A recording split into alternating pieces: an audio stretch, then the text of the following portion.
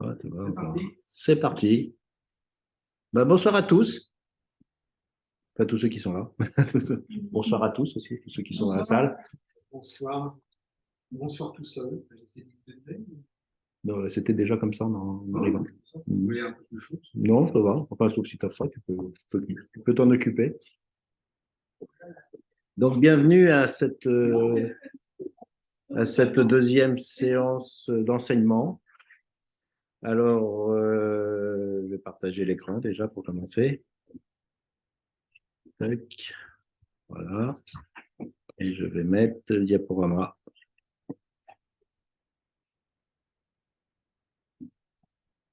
Salut Moïse.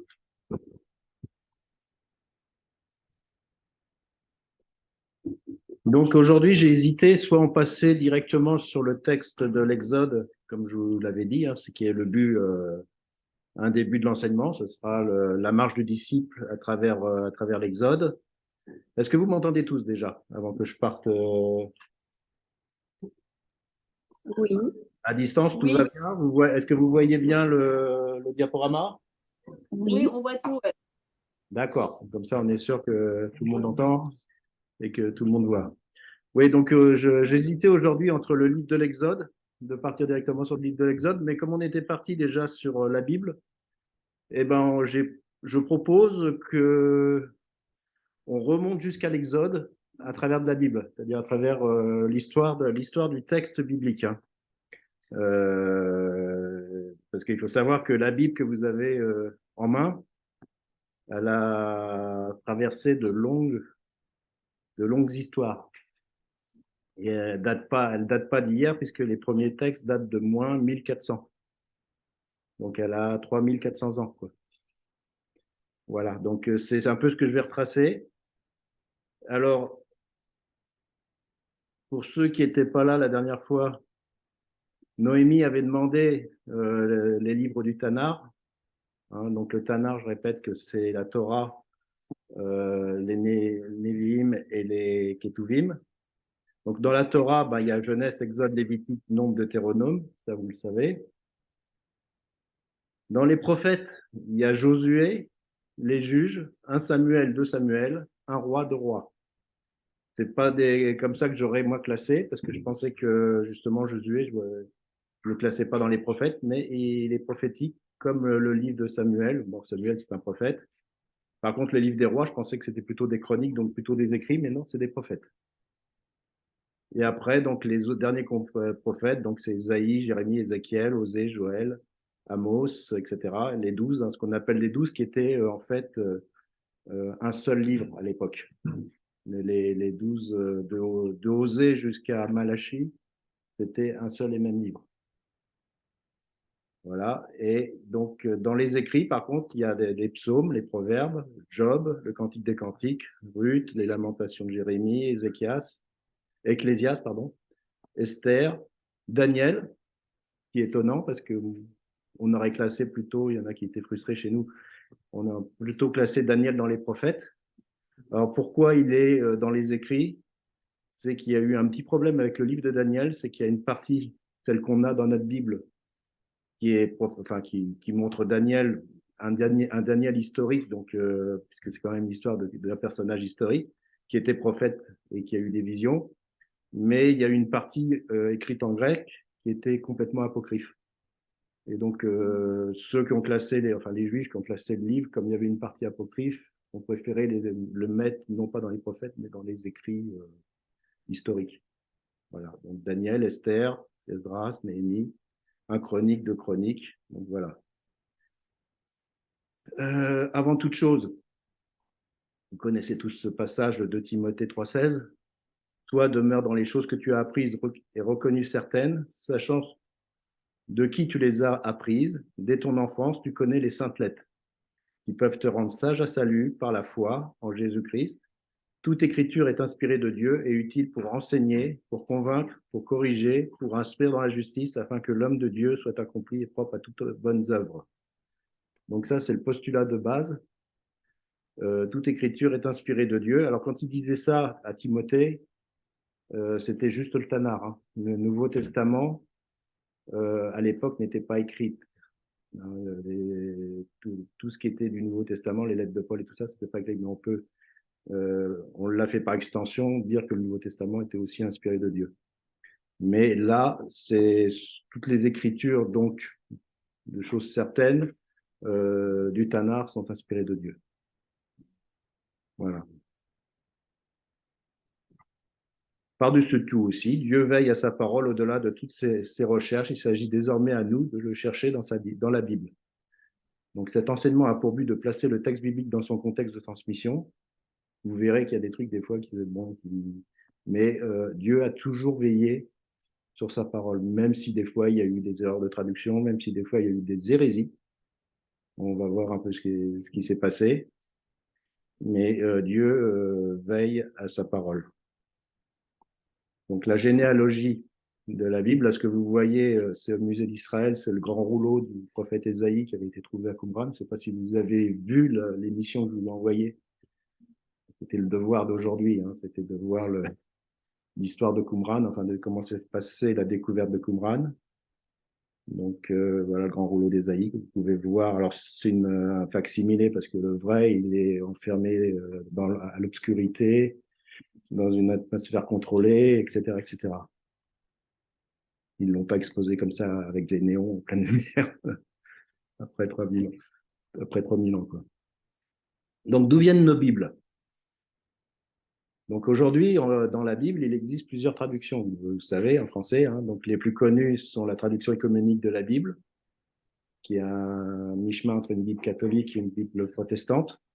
La Bible seconde, qui est vraiment la Bible protestante, enfin, tout au moins dans les milieux évangéliques. Et la Bible de Jérusalem, qui est un peu plus judaïsante, mais qui est aussi catholique, enfin, un mélange. Donc, les nombreuses traductions et révisions ont lieu au cours du temps. Et donc, on retrouve ça facilement dans les applications sur smartphone, parce que je n'allais pas acheter, enfin, vous pouvez le faire hein, si vous êtes riche, acheter une Bible de chaque traduction, parce que quand je vais vous montrer tout ce qui existe, il vous faut déjà acheter la bibliothèque avant. Donc, il y a un truc qui est mieux, c'est ces deux applis. Donc, alors, je pense que ça existe sur Android. Donc, vous connaissez tous Holy Bible, hein, c'est YouVersion. Donc, on l'a tous eu plus ou moins. Et il y en a une autre qui s'appelle Strong, qui est pas mal parce qu'il y a des bibles, des traductions que vous n'avez pas dans Holy Bible, notamment Shuraki, que vous avez dans Strong. Et surtout Strong, l'avantage, c'est que vous avez les codes grec et hébreu. On verra comment c'est utile tout à l'heure, parce qu'on va faire un exercice. Voilà, donc la Bible en français courant, elle a été écrite en 82, elle a été révisée en 97 et elle a été révisée en 2019. Donc selon les versions, il y a des révisions. Voilà. La Bible seconde, elle a été écrite en 1880. Elle a été révisée en 1910, en 1978 par la Colombe, Bible à la Colombe, qui s'appelle. La Bible de Genève en 1979, presque un an après. La nouvelle Bible seconde en 2002 et la seconde 21 en 2007. Donc vous voyez que la Bible seconde, déjà, elle a un problème, c'est qu'elle est beaucoup révisée. La Bible du Summer, donc elle a été écrite en 92, 2000-2015, ça vous connaissez tous cette Bible-là. Donc la traduction écuménique de la Bible, c'est en 1975, en 88, en 2003, en 2010. Shuraki, c'est la seule qui n'a pas été révisée pour cause, puisqu'elle est quasiment écrite littéralement en hébreu, enfin en hébreu français, c'est-à-dire ça a été traduit de l'hébreu, mais c'est imbuvable au niveau enfin au niveau grammaire. C'est-à-dire c'est vraiment du mot à mot et c'est assez drôle, hein, mais il faut s'accrocher pour lire ce livre. Mais il est très intéressant pour ceux qui veulent justement des fois retrouver des sources bibliques. Donc lui, il a écrit ça en 87.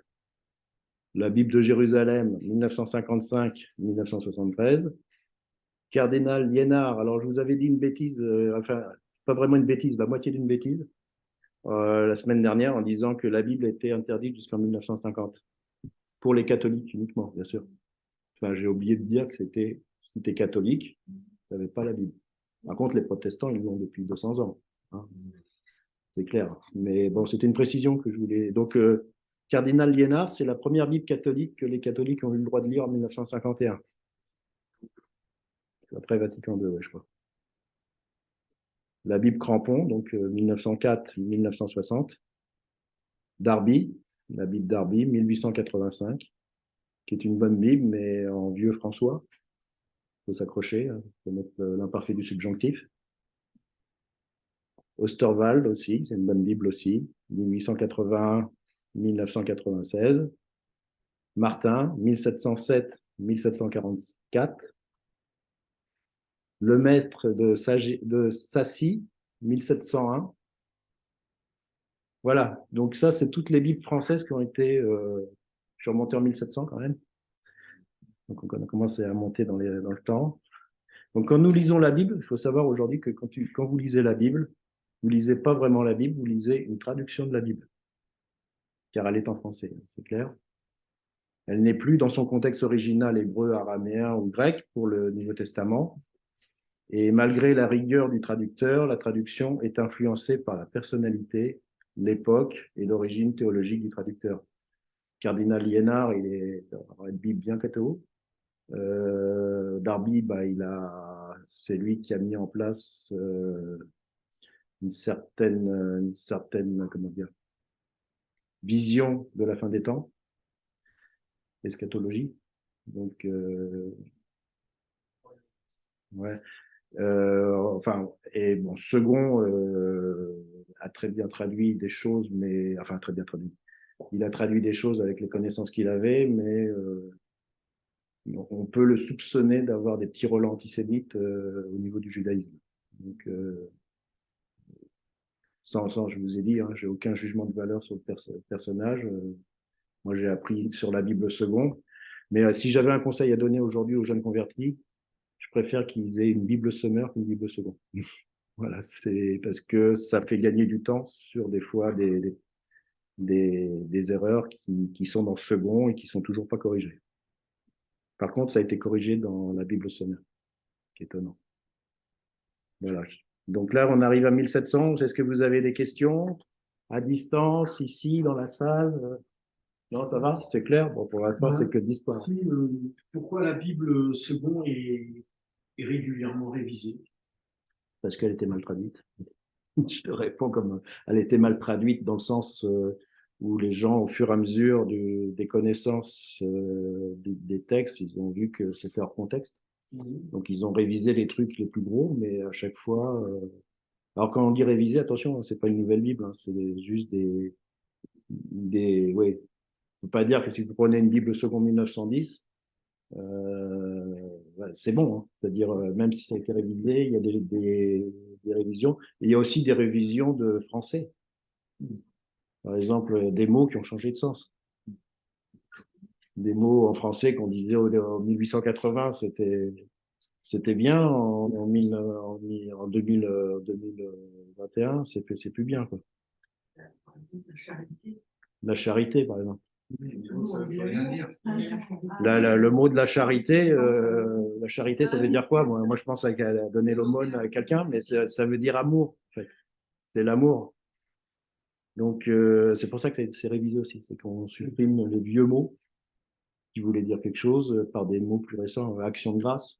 Enfin, c'est encore dans ce second, action de grâce. Mais voilà, il vaut mieux dire reconnaissance. Remerciement, reconnaissance que action de grâce. Parce que action de grâce, c'est pas trop... oui. Moi, j'ai remarqué aussi une chose, c'est que vu que la plupart des lieux que je visite des livres, ils ont une version dite officielle, parce qu'en fait, c'est pour que tout le monde lise le même C'est texte. pas tellement que c'est le livre qui est officiel, mais c'est que tout le monde là, tout ce qui est projeté va être, souvent c'est la version seconde, ouais. Sans empêcher effectivement d'apporter des corrections avec d'autres passages. Mais il y a souvent dans les églises on va dire une version dite officielle pour projeter, mais après, moi je vois, j'étais dans le 3 où il sort 2-3 versions, mais il commence déjà avec la version parce que 86% ils ont la version seconde. Et même si effectivement il y a C'est vrai que nous, quand on prépare un message, on dit dans 2-3 versions minimum. Oui, parce que sinon, Parce qu'il y a des contextes, des ci, des ça qui sont très importants à revoir. en note. C'est pour ça que c'est très bien, enfin, ces applications sur smartphone, c'est quand même. Bon, je suis pas fan non plus d'avoir que la Bible que là-dessus, parce que le jour où ils vont modifier les versions, vous ne le verrez pas et on peut carrément falsifier la Bible sans que personne ne le sache.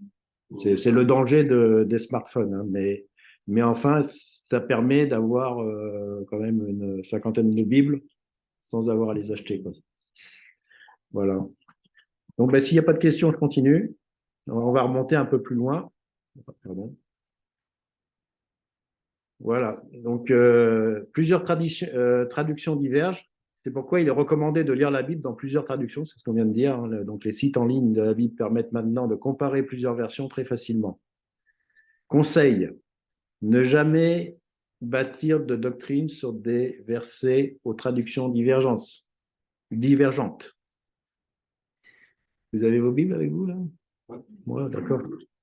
Parce qu'on va faire un exercice. Si vous avez vos Bibles à distance, vous pouvez faire l'exercice. Donc, l'exercice, c'est la compréhension du texte contredit-elle d'autres passages de la Bible? Point d'interrogation. Si oui, il faut creuser et voir si la traduction n'est pas biaisée en lisant d'autres traductions ou en passant par les strongs de la langue d'origine, hébreu ou grec. Lire dans différentes versions, à commencer par la seconde, puisque c'est ce qu'on a. Donc, si quelqu'un pouvait lire Proverbe 10, 22, me le lire à haute voix, que ça passe dans l'enregistrement. La vraie Bible second, hein, pas... Second. Juste le verset? Oui, 10, 22. C'est la bénédiction de l'Éternel qui enrichit et il ne la fait suivre d'aucun chagrin. Donc, je répète, c'est la bénédiction de l'Éternel qui enrichit, il ne la fait suivre d'aucun chagrin. C'est bon? Le psaume 34, 20, quelqu'un peut le lire dans la seconde?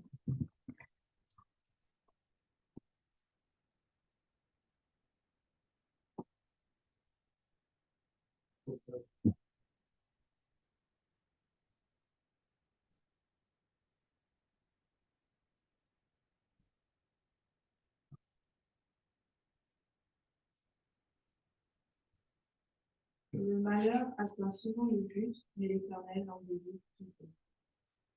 Le malheur atteint souvent le juste, mais l'Éternel le délivre toujours. Et psaume 127, verset 1.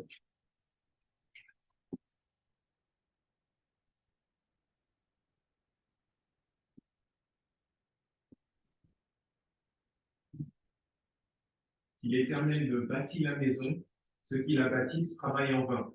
Si l'Éternel ne garde la ville, celui qui la garde veille en vain. 120 que vous vous levez le matin et que vous couchez le soir. Donc, si l'Éternel ne bâtit la maison, ceux qui la bâtissent travaillent en vain. Donc, pourquoi je cite ces trois passages? Est-ce que quelqu'un a une autre version? Moi, je vais vous lire maintenant Proverbe 10, 22 dans la version Parole de vie. Tu l'as, Parole? C'est quoi, toi? Non, c'est la Thompson. Thompson? Je ne sais pas ce qu'elle dit, la Thompson. Vas-y, 10, 22. Elle dit la même chose. Elle dit la même chose. Ouais, pour le dernier. Moi, c'est l'ancien, la version du second, dit la colombe. Donc, je lis dans Parole de vie, maintenant, je vais relire. Donc, Proverbe 10, 22. Alors là, d'accord, on a bien compris le passage de Proverbe 10, 22. Ça veut dire que si l'Éternel nous bénit, on est sûr de ne pas avoir de chagrin après, quoi. C'est-à-dire, c'est comme ça que je lis. Il ne le fait suivre d'aucun chagrin. Si je lis, je parle un peu français. C'est la bénédiction de l'Éternel. Et voilà. Et après, il ne la fait suivre d'aucun chagrin. Donc, c'est assurance vie, assurance tout risque. Maintenant, je vais la lire en version parole de vie. C'est la bénédiction du Seigneur qui rend riche. L'inquiétude n'ajoute rien. Et j'ai d'autres traductions qui disent c'est la bénédiction qui enrichit. aucune peine, enfin, c'est pas la peine d'en ajouter, c'est-à-dire aucune peine ne s'en ajoute, c'est-à-dire vas-y. C'est pas la peine, toi, d'y travailler si c'est l'Éternel qui te bénit. C'est pour ça que j'ai parlé, j'ai montré déjà que le malheur atteint souvent le juste, donc c'est pas une assurance tout risque, puisque ça contredit le psaume 34. Ouais, mais j'ai toujours mes 3 témoins. Hein. Et j'ai psaume 127 qui dit, non, psaume 34 disait donc c'est le malheur qui atteint. Et psaume 127, il dit si l'Éternel ne bâtit la maison, ceux qui la bâtissent travaillent en vain. C'est-à-dire, si c'est pas Dieu qui fait, tu peux aller dormir, enfin, quasiment tu peux aller te coucher. Quoi. Et ça veut dire, c'est un peu ça rejoint ce passage-là, c'est-à-dire c'est la bénédiction du Seigneur qui te le donne gratuitement dans la grâce. C'est pas la peine, toi, par tes inquiétudes. D'ailleurs, ça rejoint ce que disait Jésus, donc c'est pas par vos inquiétudes que vous allez ajouter quelque chose. Et vous voyez la différence entre la traduction seconde qui peut nous envoyer sur une fausse doctrine qui dit, bah voilà, je suis béni de l'Éternel, donc il n'y aura aucun chagrin, donc tout ira bien. Et puis tu prends un gros coup derrière la tête, un malheur t'arrive parce que c'est écrit que le malheur atteint souvent le juste. Et tu comprends pas, alors il y a même des gens qui vont te suspecter que tu as un péché dans ta vie, etc., parce que c'est des doctrines qui avaient cours dans le milieu pentecôtiste, ça. Où, quand il y avait quelqu'un qui était un peu dans le caca, on l'enfonçait encore plus en disant mais qu'est-ce que tu as fait pour que le Seigneur te bénisse? Parce que c'est la bénédiction du Seigneur. Si tu as quitté la bénédiction du Seigneur, forcément, il était dans le malheur, le Seigneur il te punit. Donc il faut faire très attention à ça. Tu voulais dire quelque chose Oui, parce que donc, moi je suis en version colonne, version seconde. Bon, l'avantage c'est une ligne d'étude, donc avec des renvois. Et donc sur le fameux verset donc, de Proverbe 10-22, moi j'ai un petit astérisque qui dit donc il n'y ajoutera aucun chagrin. Cet astérisque qui dit on peut aussi dire, on peut aussi comprendre, et la peine n'y ajoutera rien. Et la peine n'y ajoutera rien. Ouais. Donc, on retrouve les deux traductions. Alors, il faut savoir que les deux traductions sont possibles. C'est ça. C'est pas une erreur de traduction sciemment en hébreu. On va continuer. Hein. Donc, on se met en pause. Donc, je lis. Donc, c'est la bénédiction de l'Éternel qui enrichit. L'Éternel, n'y ajoute aucune peine. Traduit parfois par aucun chagrin. Et sinon, c'est la bénédiction de l'Éternel qui enrichit et les tourments n'y ajoutera rien. Traduction de la écuménique. Traduit parfois par et nos efforts n'y ajouteront rien. Dans certains milieux, donc je vous disais que la première traduction a fait que si on est béni par Dieu, il est impossible d'être dans l'épreuve tout de suite après, et le chagrin tout de suite après. Si cela arrive, c'est qu'il y a quelque chose qui ne va pas dans ta vie. Péché, point d'interrogation. Qui a raison, qui a tort. Donc voilà la bonne utilisation de l'application Strong que je vous ai montré tout à l'heure. Alors d'abord suivre. Il ne l'a fait suivre d'aucun chagrin. Moi j'ai ajouté, augmenté, faire de nouveau, encore, joindre, se joindre, être joint, être ajouté, donc être ajouté à, faire augmenter, accroître, faire plus, faire encore. Vous avez tous les mots là qui peuvent. Par contre, j'ai pas vu suivre, sauf erreur de ma part. Et chagrin, donc le code 06089, c'est douleur, faire mal, travailler dur. Peine, labeur, privation. Tout de suite, c'est aucune privation, aucun. Donc ça ne sert à rien de travailler dur, de se faire de la peine ou de se flageller. C'est la bénédiction, elle est gratuite. Vous l'avez ou vous ne l'avez pas, mais elle est gratuite. Donc ça explique que je ne sais pas où il a été chercher ça, second, en fait. Alors effectivement, ça peut vouloir dire chagrin aussi, mais c'est vraiment à la marge de la traduction réelle de l'hébreu.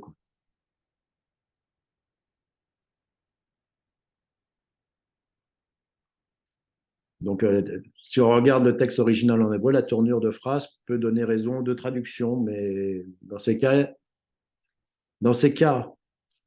la seule chose qu'il faut faire, c'est de ne pas prendre ce verset comme une promesse assurance tout risque, hein.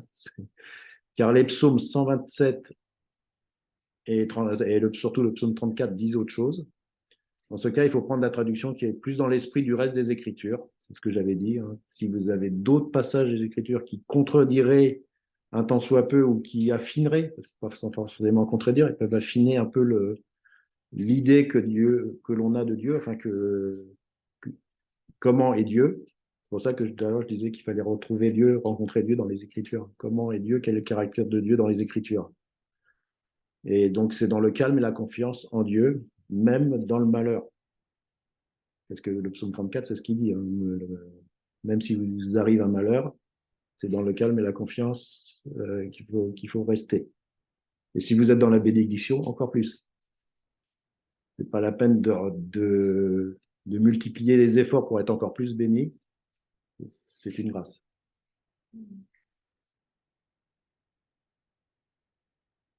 Donc maintenant, on va continuer à remonter un petit peu le temps. Là, on était en 1700 à peu près. Et on va découvrir les premières traductions en français. Donc les plus anciennes datent après l'invention de l'imprimerie en 1454. L'imprimerie, c'était quand même une belle invention, ça, l'imprimerie. Parce qu'avant, la Bible a été écrite à la main. Donc quand vous commandiez une Bible, il fallait être riche. L'imprimerie a permis à avoir accès à la Bible plus facilement. Donc le premier qui a traduit, c'est en 1535. C'est Pierre-Robert Olivetan, qui était le cousin de Jean Calvin. Et lui, il a traduit d'après le texte hébreu et grec, parce qu'il existait déjà en latin, hein, mais bon, on verra ce qui s'est passé avec le latin. Le premier qui traduit le tétragramme YHWH ou YHVH, que je ne citerai pas, par l'Éternel, qui est une bonne traduction finalement du nom de Dieu. Donc c'est le premier qui a trouvé cette traduction-là, qui je trouve est bien, et une bonne traduction, parce que dans le tétragramme, en fait, ça veut dire ça, ça veut dire celui qui était, qui est et qui sera. Je suis. Oui, mais je suis, c'est le français, mais c'est particulier, c'est pas tout à fait ça. C'est un je suis éternel. Voilà. C'est pas je suis aujourd'hui, demain je serai plus où j'étais hier. Donc en 1530, Jacques Lefebvre d'Étable, traduction à partir du latin catholique. Lui, il a fait une traduction donc à partir du latin catholique. Et la plus ancienne date de 1487 par Jean de Rély. Voilà. Après, la Bible complète la plus ancienne connue, c'est le Codex de Léningrad. Il date de l'an 1009. C'est une Bible hébraïque avec les massorètes tibériennes. Alors, je ne vais pas rentrer dans le détail de l'hébreu. Les massorètes tibériennes, c'est les, vous voyez, là vous avez le texte. L'hébreu, c'est que des consonnes. Et tout ce qui est les petits points, les petites virgules, là, tout ça, c'est les massorètes tibériennes, c'est les voyelles. Les voyelles et aussi le chant et la respiration. Parce que la Bible, enfin, si vous allez dans une synagogue, la Bible est chantée. Elle est lue d'une manière quand il est. Et donc, il y a des passages où ils montent, des passages où ils descendent. Tout ça, ça a été fait par les massorètes tibériennes. Alors, tibérienne, ça vient de Tibériade. Ça a été fait aux alentours de entre l'an 200 et l'an 400. Après la destruction du temple,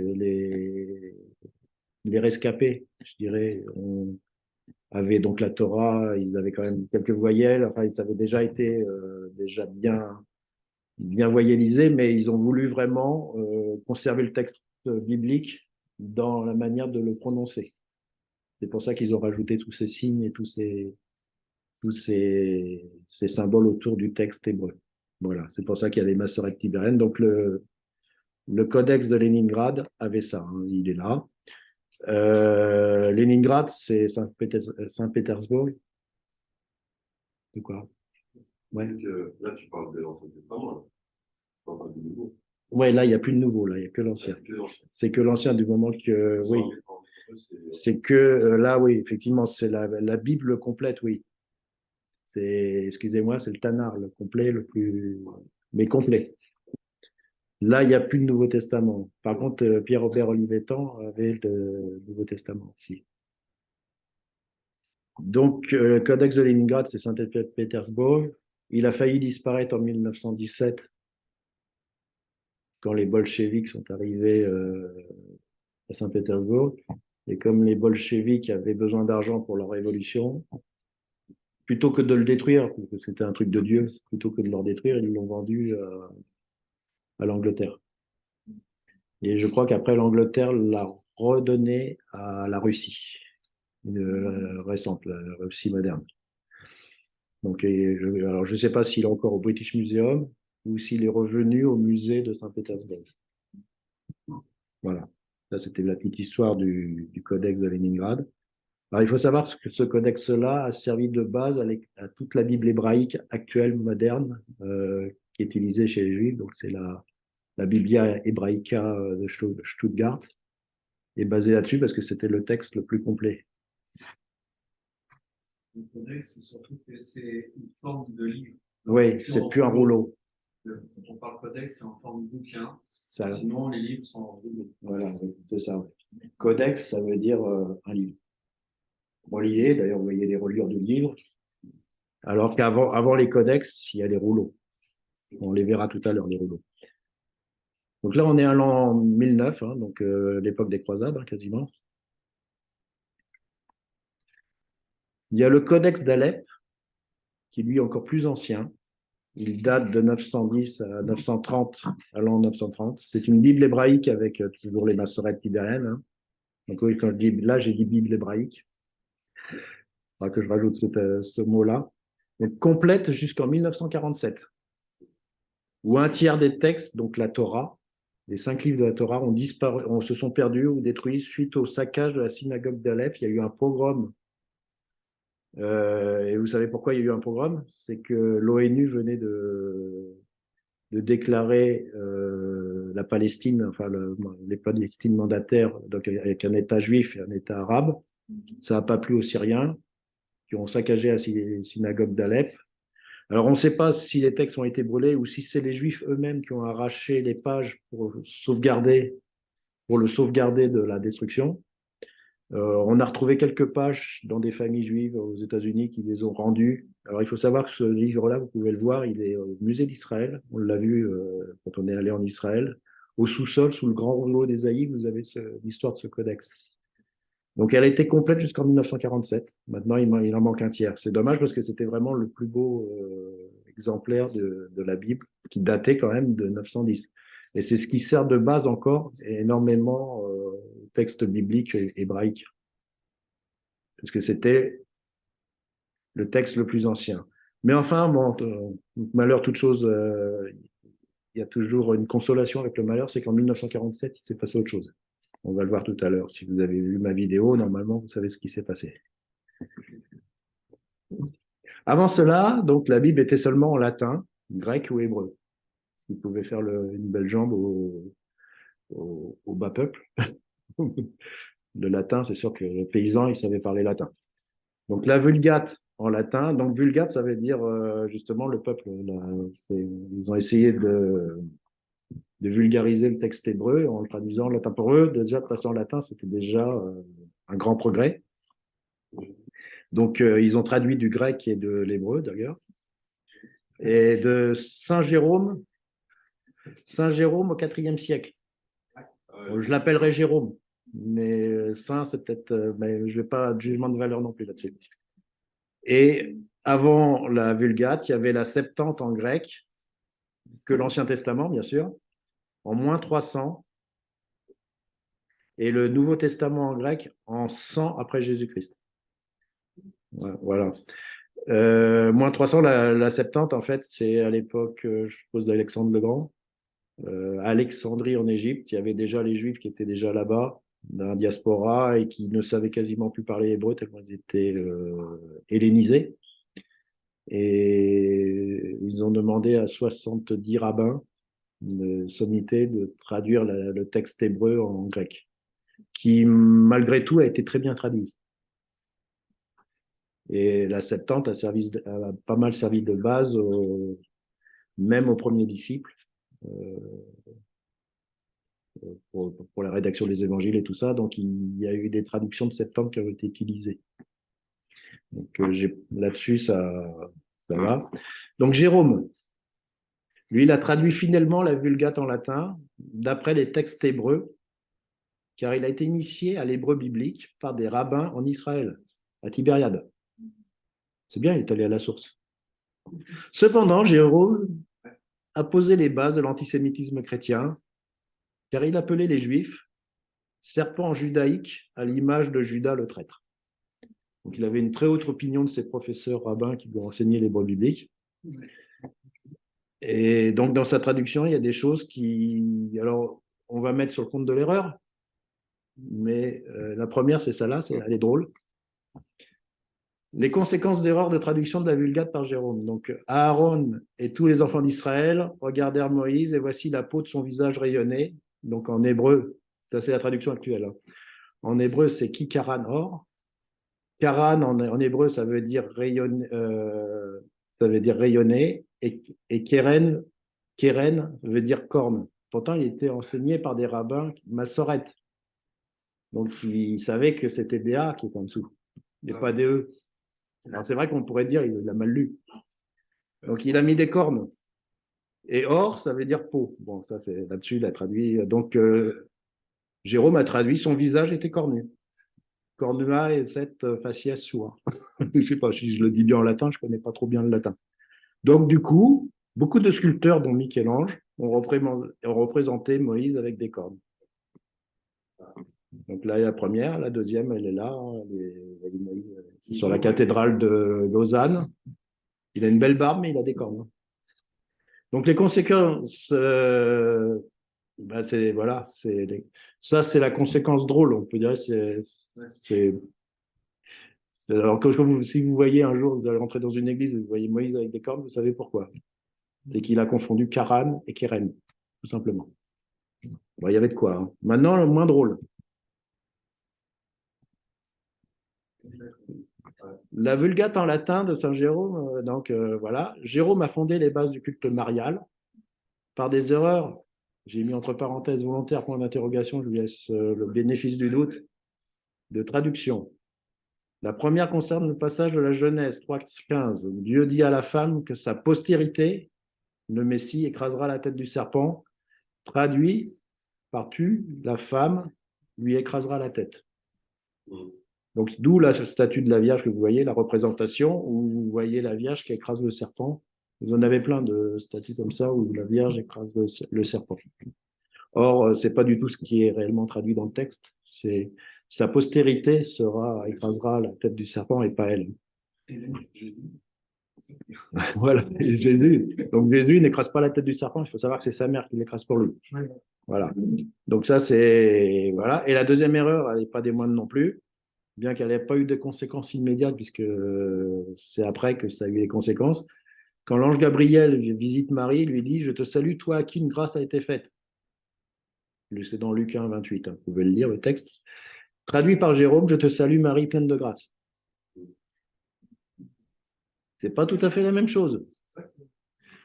Et ça pose les bases de l'Immaculée Conception, c'est-à-dire Marie pleine de grâce, elle est hors péché.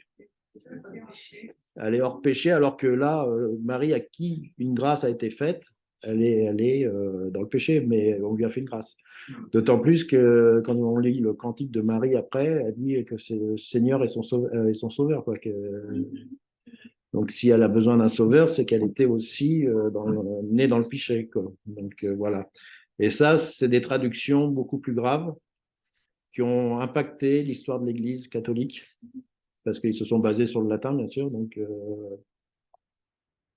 c'est pour ça qu'il est important de lire plusieurs traductions. Nous, on a la chance d'être à cette époque. Alors, à cette époque-là, ils avaient que ça, donc ils ne pouvaient pas faire grand-chose.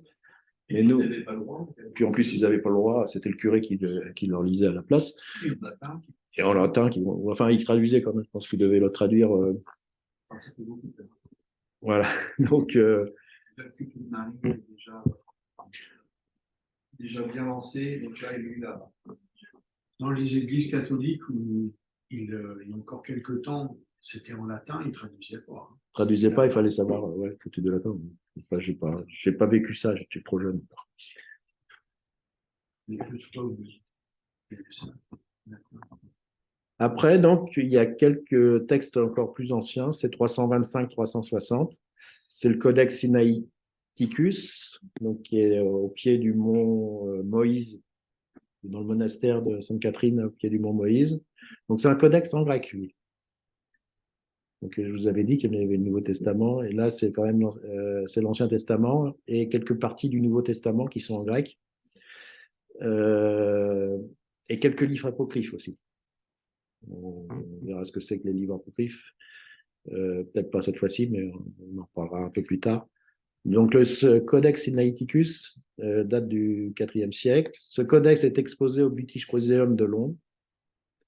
Il a adopté le nom de Sinaiticus parce qu'il a été trouvé et volé au monastère Sainte-Catherine du Sinaï en Égypte par l'historien Constantin von Tischendorf lors de divers voyages effectués en 1844 et 1859.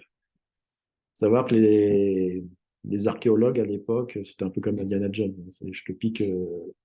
Donc il a fouillé dans la bibliothèque des moines. À l'époque, les moines étaient beaucoup moins regardants aussi. Maintenant, c'est pas possible. Maintenant, maintenant, tu peux plus y accéder au texte. Mais donc ils se sont fait voler. Alors effectivement, alors voler, on ne sait pas trop si c'est volé ou payé gratuitement. C'est-à-dire, je ne sais pas si les moines avaient conscience de la valeur du texte, ils ont pas trop insisté sur le fait qu'ils prenaient ça comme ça. C'est peut-être pas dérobé à l'insu de leur, comme ça, sans qu'ils le sachent. Je pense qu'ils devaient le savoir, mais bon, ça les a pas. Mais par contre, quand ils ont redemandé le texte, quand ils ont vu la découverte que c'était, il n'a jamais voulu les rendre. Ça, c'est une chose. Donc c'est pour ça, c'est pour ça que prendre, c'est comment c'est l'expression, c'est prendre, c'est donner, c'est voilà, c'est. Et donc dans d'autres codex, il y a aussi Vaticanus, qui est au Vatican, et Alexandrinus, qui était en Égypte. Savoir qu'au Vaticanus, il y a pas mal de codex qui sont enterrés là-bas, qui ont été volés à droite à gauche. Il y a pas mal de choses dans Vaticanus. Mais bon, sauf que c'est pas ouvert au public. On ne sait pas trop ce qu'il en est. Ça va, ils ont quand même pas mis la main sur les manuscrits de la mer Morte. Alors on y arrive. En été 1947, des Bédouins découvrent des jarres avec des manuscrits antiques dans des grottes près de Qumran et de la mer Morte. En novembre 1947, l'ONU entérine le partage de la Palestine mandataire et de facto la reconnaissance d'un État juif. C'est la renaissance d'Israël et la mise à jour des écrits datant de la destruction d'Israël en l'an 70, en même temps. Qui pour moi est assez fabuleux de la part de Dieu. C'est qu'il refait renaître une nation en une journée, c'est une prophétie. Hein. Et en même temps, la même année, Israël retrouve sa source. Enfin, des sources qui sont. Il y a pas mal de livres, notamment à l'époque, avant les manuscrits de la mer Morte, à part Flavius Joseph et quelques écrits anciens, on ne savait pas trop ce qui s'était passé à l'époque du Second Temple. À l'époque de la destruction d'Israël, on avait quelques bribes, mais on ne savait pas trop. On entendait parler, mais bon, comme c'est des historiens, ils n'avaient pas trop. Et là, avec tous les manuscrits, ils ont découvert des tas de choses.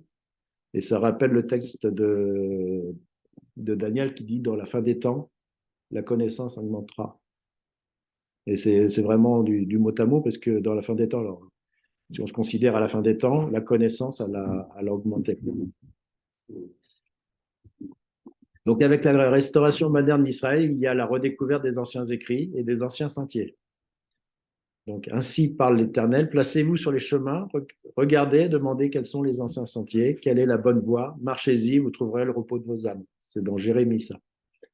Donc, il faut qu'une nation ait son passé, pas forcément le passé récent, mais vraiment le passé, revenir à la source des textes bibliques. Israël doit revenir aussi à la source de ces textes. Et là, maintenant, avec les manuscrits de la mer Morte, c'est ce qui se passe. Donc, j'ai écrit des centaines de livres, mais en fait, c'est des milliers. Redécouvert dont le grand rouleau complet du livre d'Ésaïe, datant de moins de 100, quand même. Il n'était pas contemporain, il était déjà âgé au moment où il a été caché.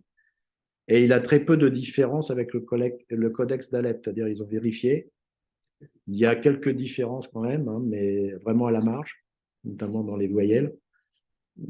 C'était pas les mêmes voyelles, mais le texte était à peu près le même. Donc pour certains qui disent que la Bible a été falsifiée, ils peuvent aller au musée d'Israël, ils verront que, alors ils iront pas parce qu'ils n'aiment pas Israël, mais sachant que voilà, c'est la preuve qu'on peut retrouver un écrit 2000 ans après et que c'est le même quasiment que celui qui est actuellement dans nos Bibles, quoi. D'ailleurs, ce qui est intéressant, c'est ce que nous disait Moti en état d'Israël. Il disait un enfant qui a appris à lire, un enfant israélien qui a appris à lire l'hébreu à l'école, il peut aller devant le grand rouleau d'Ésaïe, il saura lire le texte. Alors qu'il y a 2200 ans d'écart, quoi. Il pourra lire le texte. Bon, avec difficulté, c'est comme si nous on lisait en gothique, un peu français, vieux français en gothique, mais il pourra le lire. Ce qui est assez extraordinaire. Le texte biblique le plus ancien se trouve dans des rouleaux de Imam. Ah, j'ai oublié quelque chose. Imam Kesef. De Kesef Imam, oui. C'est 2 amulettes en argent datant du 7e siècle avant Jésus-Christ, donc c'est déjà très vieux. Ces pièces d'argent enroulées ont été découvertes en 1979 lors des fouilles menées par Gabriel Barclay dans une série de grottes funéraires à Ketef Inom. Donc c'est un endroit, c'est à côté de la gare pour ceux qui connaissent. Je ne sais pas si Tamar est là, mais David est là. C'est là où, à côté de la gare de Jérusalem, à côté du centre Menahem Begin, là où il y a des tombes qui sont à côté, il y a des tombes, il y a plusieurs tombes que Moti nous a montrées. C'est là que les textes ont été découverts. Voilà. Excusez-moi, donc c'est à côté de la vallée de la Gêne. Quand les rouleaux d'argent ont été déroulés et traduits, ils ont révélé la bénédiction sacerdotale de Nombre 6, 24 à 26, que l'Éternel te bénisse et te protège, que l'Éternel te regarde avec bonté, qu'il te fasse grâce, que l'Éternel veille sur toi et t'accorde la paix.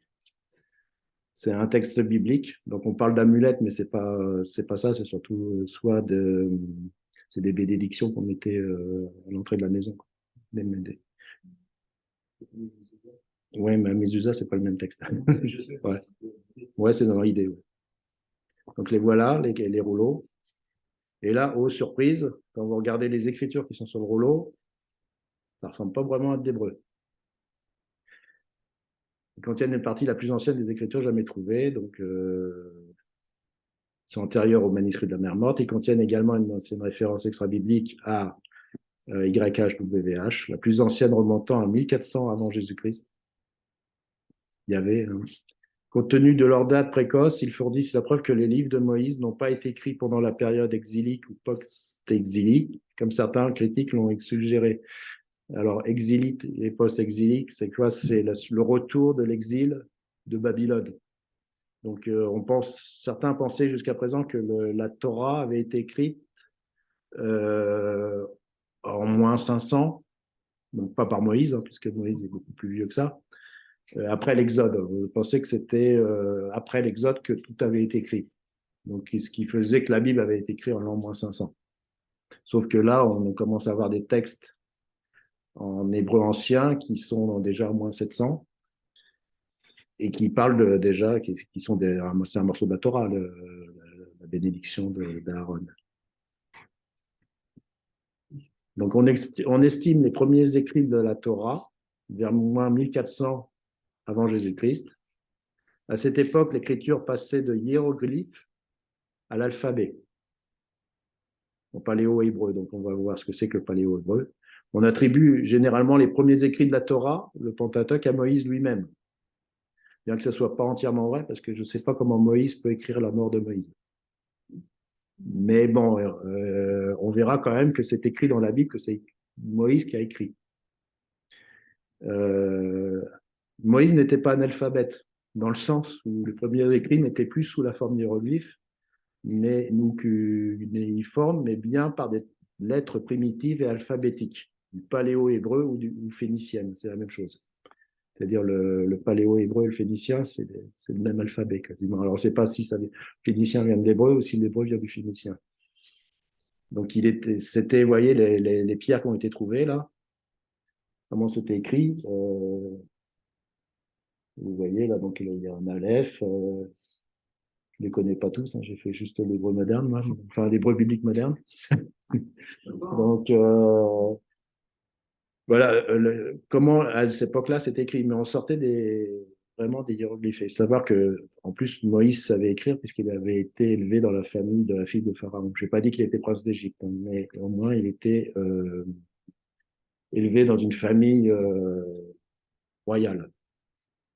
Et là, voilà le texte dans Deutéronome 31, 24-26. Lorsque Moïse eut fini de transcrire dans un livre toutes les paroles de cette loi dans leur intégralité, il donna cet ordre aux Lévites chargés de porter le coffre de l'Alliance de l'Éternel. Prenez ce livre de la loi et déposez-le à côté du coffre de l'Alliance de l'Éternel votre Dieu. Il restera pour servir de témoin contre le peuple d'Israël. Donc, ce n'est pas l'étape de la loi. Hein. L'étape de la loi était dans l'arche. Là, il a écrit un livre, donc un rouleau. Donc, il a bien écrit quelque chose qui est toute la loi, en fait. Hein. Donc, on suppose que c'est la Torah, en fait. Alors après, il y a eu peut-être les ajouts sur la mort de Moïse, etc. Mais c'est surtout que ça, c'est la fin de la Torah, quasiment. Donc, c'est bien, la Bible nous dit que c'est Moïse qui l'a écrit. C'est pas les historiens ou les... Voilà, il y a un texte qui le dit quand même. Donc, la loi de l'Éternel est parfaite, elle restaure l'âme. Le témoignage de l'Éternel est véritable. Il rend sage l'ignorant. Ça, c'est Psaume 19. Alors, on va continuer un petit peu là, pour ceux qui aiment bien un peu l'histoire. Voilà comment a évolué notre alphabet, même le nôtre. Par l'exemple de la lettre Aleph, qui veut dire bœuf, en fait, en hébreu.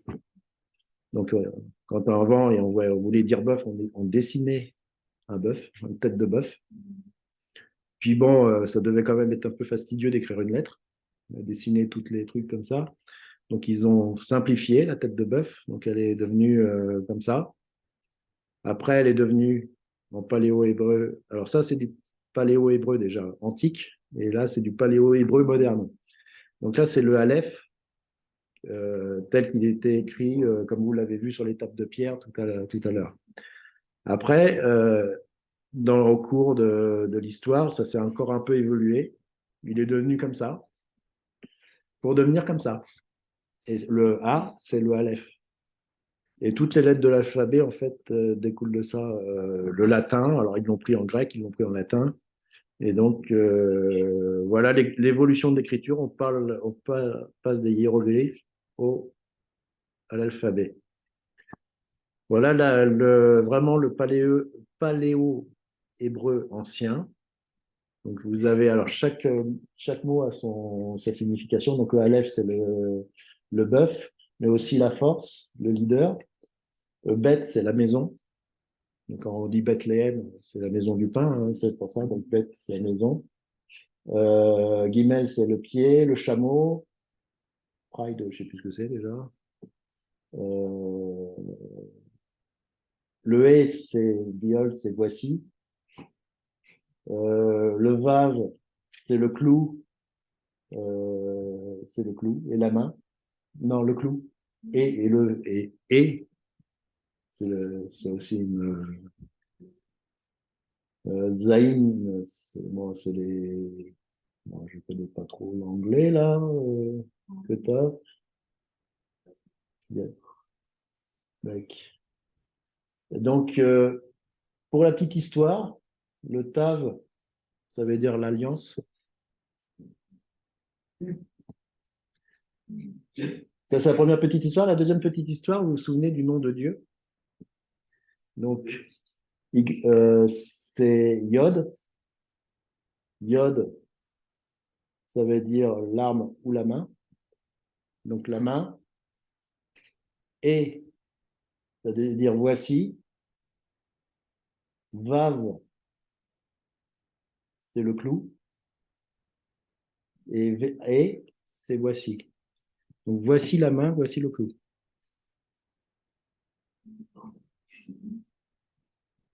Et ça, c'est de l'hébreu vraiment antique. Voilà, ça, c'était les deux petits clins d'œil. Alors voilà, le phénicien en noir et l'hébreu, le vieil hébreu en rouge. Donc, vous voyez que c'est vraiment très, très, très similaire.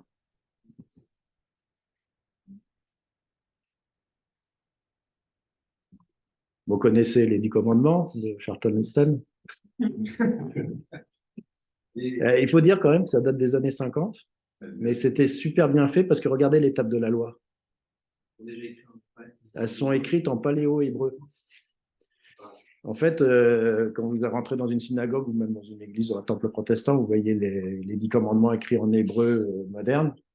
C'est complètement anachronique puisque l'étape de la loi devait être écrite, enfin, je ne pense pas qu'elles étaient écrites d'ailleurs, ce paléo-hébreu-là devait être écrite comme ça plutôt, avec ces signes-là plutôt. Parce que ça date de l'époque de Moïse. Ça, c'est déjà plus vers l'époque de David, du roi David et de Salomon.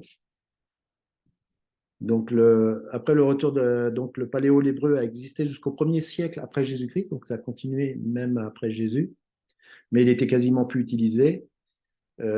C'est après le retour de l'exil de Babylone, justement, qu'on a remplacé l'écriture par l'écriture carrée araméenne que vous connaissez de l'hébreu moderne, enfin de l'hébreu comme vous avez sur le fond d'écran. Voilà, c'est à partir de là, mais ça a été remplacé doucement, c'est-à-dire David et Salomon, même les premiers rois d'Israël et de Juda ont connu que cette écriture-là. Et là, vous voyez, les tables qu'on a retrouvées à moins 700, elles étaient encore en paléo-hébreu. Et pendant longtemps, le tétragramme YHWH est resté écrit en paléo-hébreu. Et ça, vous pouvez le voir dans les textes de Qumran. Tout ce qui est plus blanc, qui est entouré de blanc, c'est le nom de Dieu. Et alors, là, c'est écrit en hébreu moderne, enfin, en hébreu qu'on arrive à lire maintenant.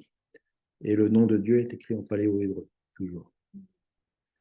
Ils avaient gardé la notion d'écrire ce nom-là comme ça. Ouais. Voilà, donc on arrive aux alentours de 1400. C'est une bonne transition parce que le prochain enseignement dans 15 jours, ce sera l'Exode. Alors l'Exode, pour ceux qui veulent un peu de chronologie, vous arrivez à voir la distance, l'écran est assez grand.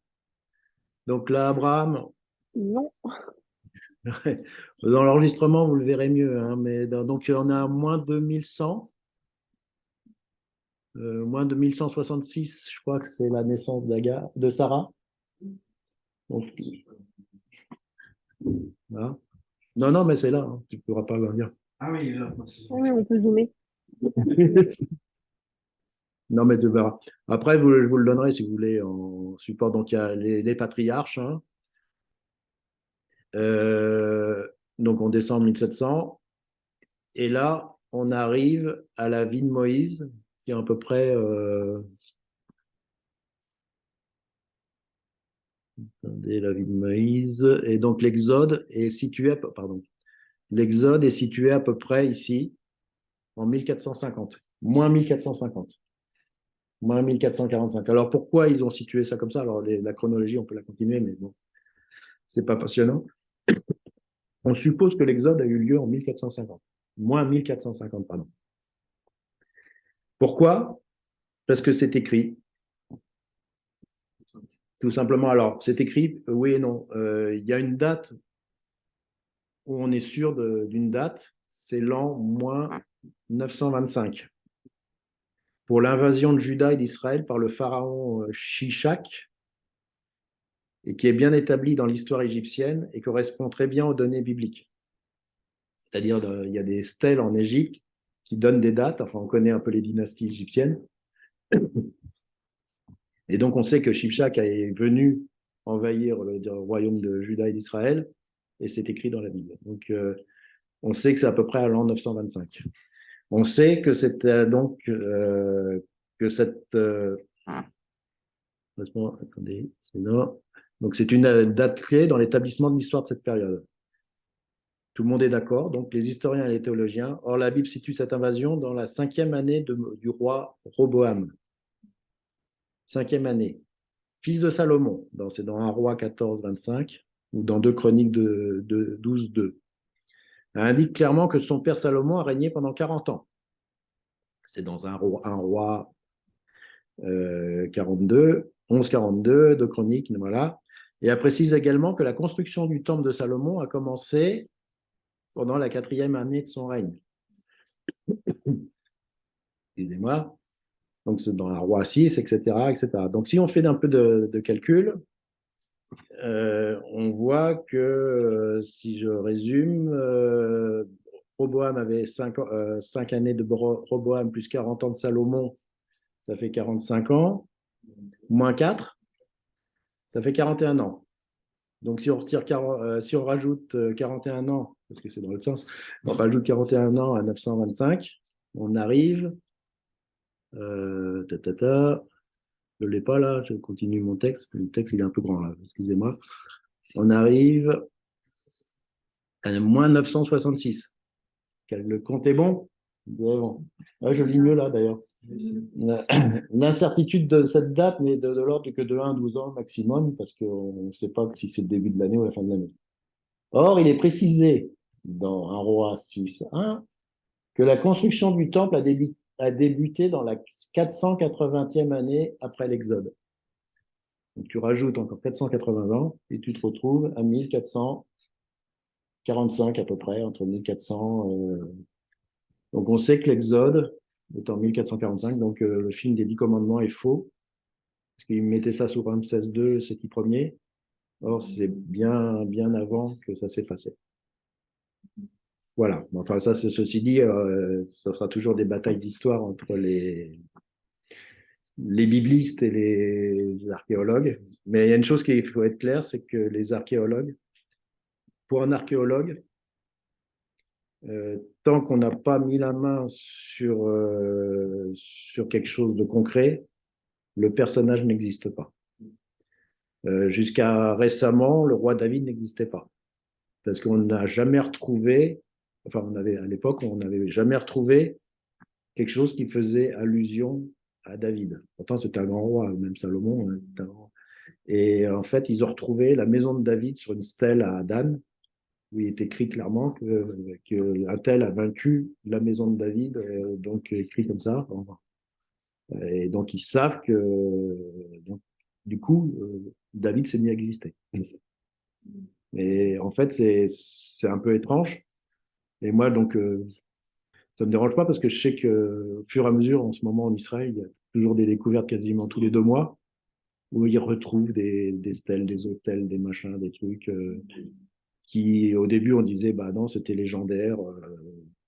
Même Jésus, à un moment, on se demandait s'il avait vraiment existé, quoi. Et on retrouve des tas de choses qui font que bah, finalement, tout le monde vient à l'existence au fur et à mesure qui creuse et qui cherche les choses. Ce qui est intéressant, c'est que la Bible est appuyée par plein de textes qui sont complètement, ou opposés, ou étrangers à la croyance. On retrouve tellement de textes et autres qui prouvent que bah, finalement, c'est vrai. Il y a plus de preuves sur certaines choses que même le juge César. Par exemple, là pour l'instant, pour l'Exode, il se pose la question pourquoi il ne figure pas dans les stèles égyptiennes l'histoire de l'Exode, l'histoire de Moïse, ou même l'histoire de Joseph. C'est sûr qu'ils ne vont pas écrire sur les stèles qu'ils se sont pris la pâtée par le Dieu d'Israël, quoi. Il y a aussi une chose, c'est que c'est très compliqué aussi pour eux parce que ils étaient aussi croyants en un seul Dieu. Et quand on voit dans les croyances égyptiennes aujourd'hui, ils ne sont pas du tout monothéistes. Oui, oui. Enfin, il y a quand même aussi une chose qu'ils veulent cacher parce qu'eux-mêmes ne peuvent pas l'expliquer. Oui, oui. C'est pour ça, donc, bon, l'archéologie a des limites aussi, mais bon. Mais souvent, alors, dans la manière de lire la Bible aussi, j'ai pas abordé, j'ai pas non plus envie de noyer tout le monde. Il y a des livres qu'il faut lire historiquement et des livres qu'il faut pas lire historiquement. Par exemple, la Genèse, c'est pas vraiment un livre, c'est un livre historique dans le sens où il a existé, tout ce qui est raconté est vrai, mais ils n'ont pas été historiques comme les chroniques en disant bah, la troisième année du pharaon qui s'appelait machin, Moïse est parti et voilà, et on ne sait pas, il parle de pharaon, il parle d'un lieu, d'où la grande incertitude sur la route de l'Exode, quoi. On ne sait pas trop. C'est pas un livre d'histoire dans le sens, mais on peut retrouver, par exemple, la date de l'Exode, on l'a retrouvée par d'autres livres, par des livres plus historiques comme Chroniques. Là, c'est les Chroniques qui nous disent que, en fait, on sait que l'Exode a eu lieu à cette date-là. En faisant un peu de calcul, on y arrive. Voilà, voilà. Ben voilà, j'ai fini. Hein. On a dépassé de 8 minutes. Oula. Oula. Est-ce que vous avez des questions au bout du fil? Vous pouvez parler, hein, vous avez le droit, hein, parce que là, je suis tout seul à parler encore. Oui, vous, de la salle, mais là, je les ai trouvés bien sages de l'autre côté, là. Allô? Vous avez endormi ou quoi? Vous pouvez remettre vos micros, hein? Moi, ça marche pas, je crois que je parle ici. Ah, ça y est, t'entends. Quelqu'un m'entend ou pas? Oui, on t'entend, ça y est, maintenant, t'entends. Ah, d'accord. Voilà. Bon anniversaire à Emma pour hier. Ouais, bon anniversaire à Emma pour hier. Emma, hier. Ah, Katia. Bon anniversaire. Ah, Bon bah, anniversaire, Emma. il y a plein de gens qui se sont connectés. Bonsoir à tous. Bonsoir. Merci, c'était très édifiant. Merci beaucoup. J'ai pas de questions pour l'instant. Pas de questions? Bah ouais. Ouais, Ah, salut.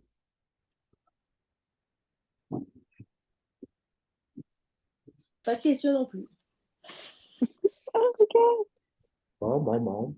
Bah écoutez, bon courage. Oui. Allez, Ça coupe. j'arrête l'enregistrement.